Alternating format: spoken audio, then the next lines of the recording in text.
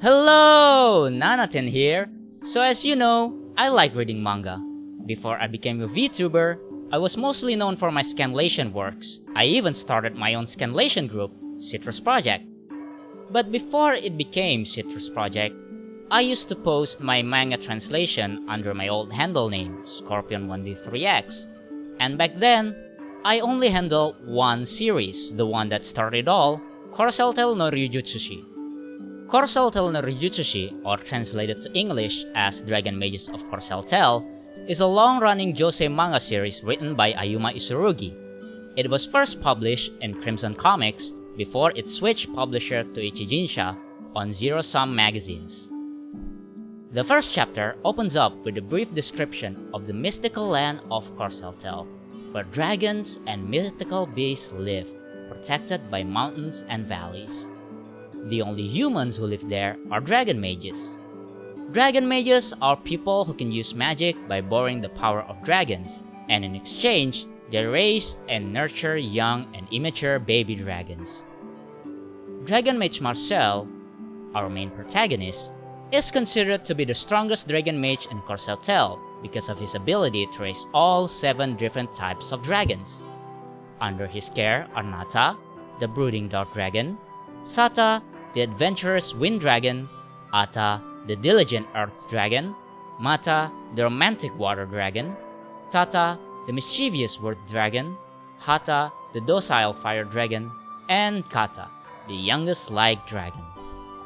One day, Marcel received a letter of challenge from a winter spirit, Kashi, who wished to challenge Marcel so he could boast his strength. However, Marcel refused the challenge, and in retaliation, Kashi decided to use his spirit power to cause a blizzard and cover Corseltel in deep snow. Marcel and his baby dragons then used their magic to stop the blizzard, remove the snow, and defeat Kashi in the process. The first series, Corseltel no Ryujutsushi, ran for 4 volumes. It introduced Marcel and his baby dragons, along with the colorful residents of Corseltel. While the series mostly revolves around the daily lives of Marcel and his baby dragons, it also sometimes focuses on other dragon mages living in Corseltel as well, hence the title. On the 3rd chapter, we are introduced with Rambalus, the earth dragon mage, and Agrina, the fire dragon mage apprentice. In that chapter, Agrina is seeking Marcel so he can be his apprentice. So Rambalus decided to challenge Agrina by letting her trying to bring Marcel's baby dragons back to their home, with Hata as her guide. Which would have been fine, if not for the fact that all fire dragons have poor sense of direction. Ultimately, Marcel saved them from falling off a cliff and everyone lived happily ever after. Oh, there's also Milieu, the wind dragon mage and Marcel's adoptive older brother. Milieu is a quarter dragon from his mother's side. When Marcel was a child, he was adopted into Milieu's family and they lived together until Marcel became an independent dragon mage and moved out. Milieu's carefree attitude sometimes clashes with the wood dragon mage Cadio. He's a complete workaholic. When Cadio was first introduced, we found out that before he arrived in Corseltel, he used to be a spirit mage, someone who used the power of spirit. But unlike dragon mages, most spirit mages do not care of their spirit partner. They would snatch spirits from their home and sometimes use their power to complete exhaustion.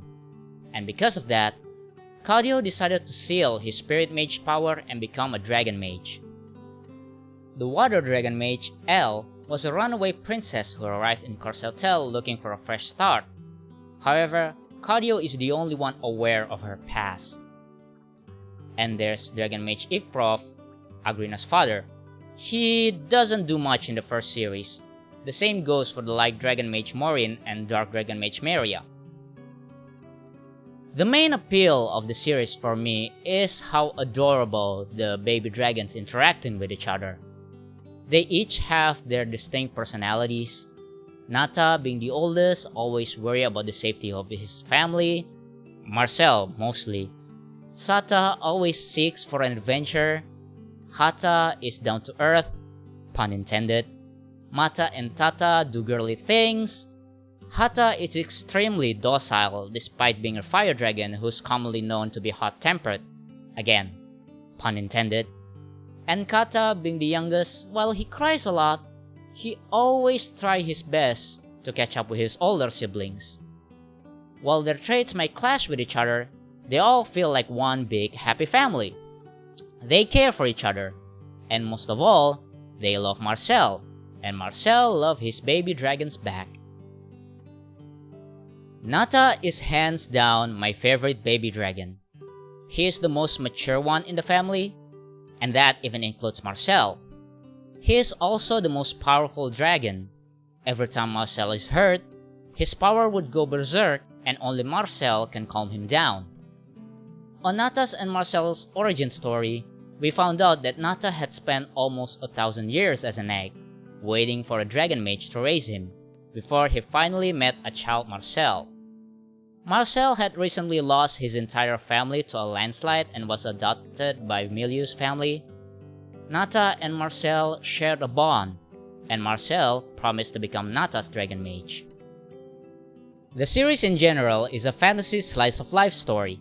There are almost zero action scenes in it, so don't expect a high fantasy action story.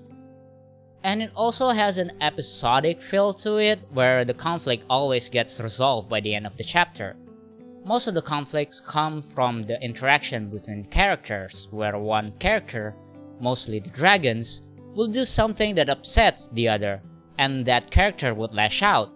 And it'll always get resolved by the end of the chapter, and the characters would have a self-realization and grow. And there's also a romantic subplot between the characters. Most notably is Yusi, Rumble's strange dragon who harbors a romantic feeling towards her dragon mage. Being the first entry to the series, and a Josei one at that in 2001, the series had this sharp and more mature tone to the character designs. Earlier designs would have these sharper eyes and lines, and also expressions compared to the later entries. But as the series become more focused on the slice-of-life aspects, the art tone shifts to become more lighthearted. The line will become more rounded, and the expression will become more, kid-friendly. Being entirely set within Corseltel, the background mostly consists of natural landscapes, wood, mountains, cliffs, and ancient ruins.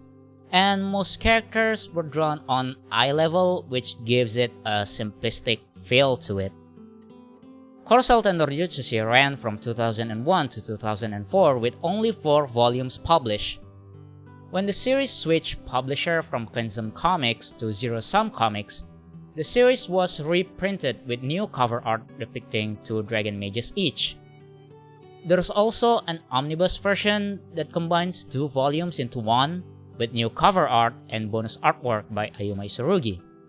And in 2004, the author made a sequel called Corseltel Ryujutsushi Monogatari. And we will talk about that on the next video.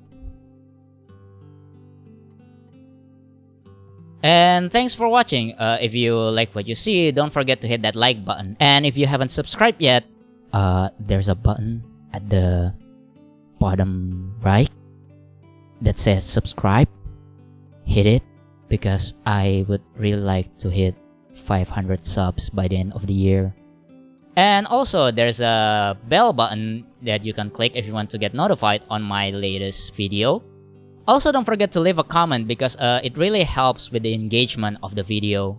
Be sure to subscribe, or else